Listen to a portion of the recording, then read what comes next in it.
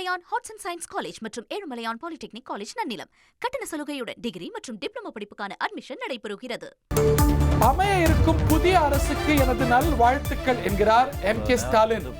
திமுக தலைவர் அமைய இருக்கும் புதிய அரசுக்கு வாழ்த்துக்கள் அப்படிங்கிறார். எந்த அரசு? யார் தலைமையிலான அரசு?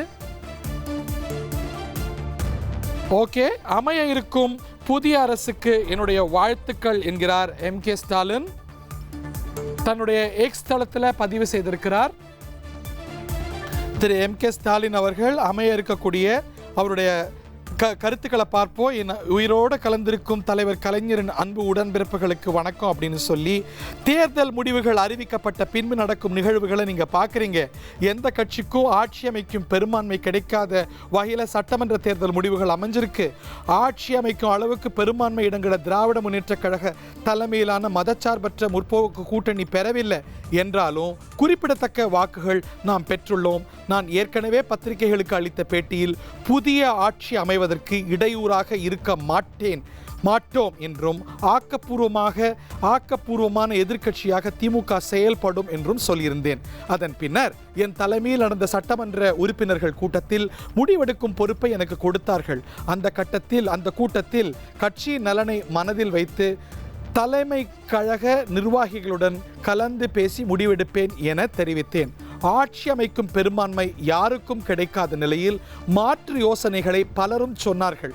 என்னை பொறுத்தவரை தோழமை கட்சிகள் எந்த முடிவை எடுத்தாலும் அவர்கள் முடிவை மதித்து ஒருங்கிணைந்து செயல்பட்டு நிலையான ஆட்சி அமைய வேண்டும். இன்னொரு தேர்தலுக்கு வழிவகுத்து விடக்கூடாது என்பதே எனது எண்ணமாக இருந்தது.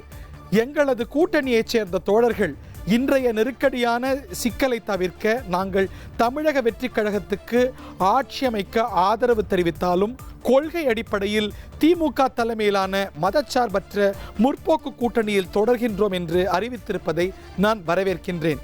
கூட்டணியின் சார்பில் போட்டியிட்டு வெற்றி பெற்ற காங்கிரஸ் எம்எல்ஏக்கள் நன்றி தெரிவிக்க அண்ணா அறிவாலயம் வரவில்லை.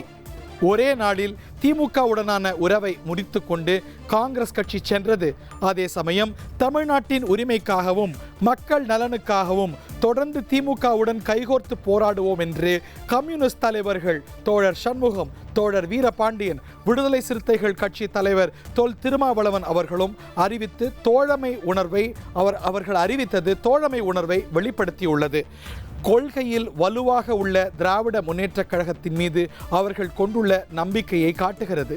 இந்நேரத்தில் மிக முக்கியமான சோதனை காலத்தில் உறுதியுடன் நின்ற தோழமை இயக்க தலைவர்கள் பேராசிரியர் ஐயா காதர் மொஹிதீன், அண்ணா வைகோ, சகோதரி பிரேமலதா விஜயகாந்த், பேராசிரியர் ஜவாஹிருல்லா, சகோதரர்கள் ஈஸ்வரன், தமிமுன் அன்சாரி உள்ளிட்ட அனைவருக்கும் எனது நெஞ்சார் நன்றிகளை தெரிவித்துக் கொள்கின்றேன் என்று அவர் நிறைய நன்றிகளை சொல்கிறார். இதில் நிறைய முக்கிய செய்திகள் இருக்கிறது அப்படிங்கிறத பார்க்கின்றோம்.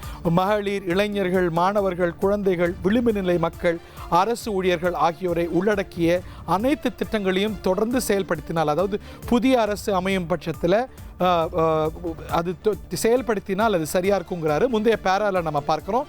கடந்த 5 ஆண்டு தமிழகத்தில் தமிழ்நாட்டை அனைத்து துறைகளிலும் வளர்த்தெடுத்து தமிழ்நாட்டை வளப்படுத்தி இருக்கின்றோம். ஏராளமான திட்டங்களின் மூலமாக ஒவ்வொரு தனி மனிதரும் நன்மை அடைய வழிவகை செய்துள்ளோம். தொலைநோக்கு சிந்தனையும் வளமான திட்டமிடலும் கொண்ட அந்த திட்டங்களை அமைய இருக்கும் புதிய அரசு தொடர வேண்டும் என்பதே எனது தனிப்பட்ட விருப்பம் அப்படிங்கிறாரு. அந்த கடிதத்தை எப்படி முடிக்கிறாரு? அமைய இருக்கும் புதிய அரசுக்கு மீண்டும் எனது நல்வாழ்த்துக்கள் அப்படிங்கிறார். ஸோ ஒரு அதிமுக உள்ளடக்கியோ இல்லை திமுக முயற்சி செய்தோ ஒரு அரசு இல்லை. அதிமுகவும் அதை கைவிட்டது, திமுகவும் அதை கைவிட்டது அப்படிங்கிறத தெளிவாகுது இல்லையா? Ezhumalaiyan arts and science college மற்றும் ஏழுமலையான் பாலிடெக்னிக் காலேஜ் நன்னிலம். கட்டண சலுகையுடன் டிகிரி மற்றும் டிப்ளமோ படிப்புக்கான அட்மிஷன் நடைபெறுகிறது.